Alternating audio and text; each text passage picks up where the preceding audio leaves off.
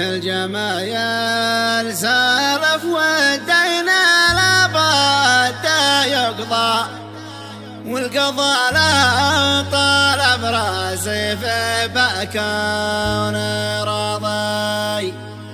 صحبة الكاف وتسوى الكون طولا وعرضا، والوفي دايما له صيت بالعز حاضي.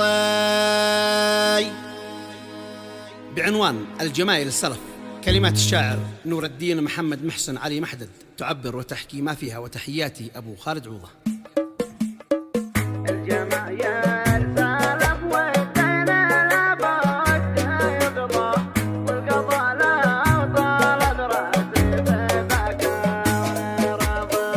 الجمايل سالف والدين لابد يقضى، والقضاء لا طلب راسي في بكون راضي. صحبة الكاف وتسوى الكون طولا وعرضا، والوفي دائما له صيت بالعز حاضي. والذي قدم المعروف من دون وعظا، عاش وضعه ووضعه يومها كان راضي. والذي قدم المعروف من دون وعظا، عاش وضعه ووضعه يومها كان راضي. من وقف جانب يوم ابن عمي تغاضى، مستحيل ان تاسي جمله بحاضر وماضي.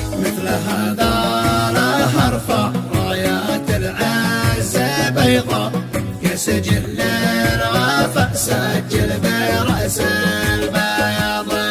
مثل هذا لا ارفع رايات العز بيضاء، يا سجل الوفاء سجل برأس البياض.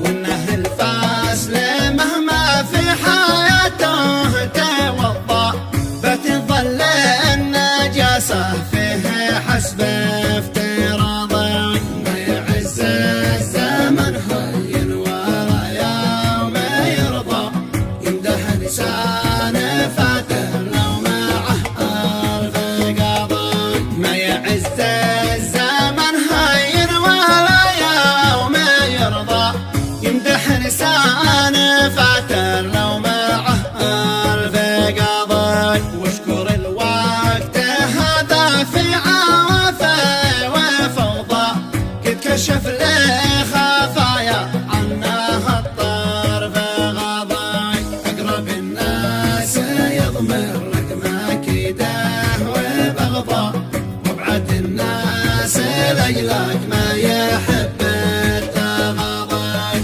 أقرب الناس يضمر رقم كيده وبغضى، وابعد الناس ليلك ما يحب التغاضي. أقرب الناس يضمر رقم كيده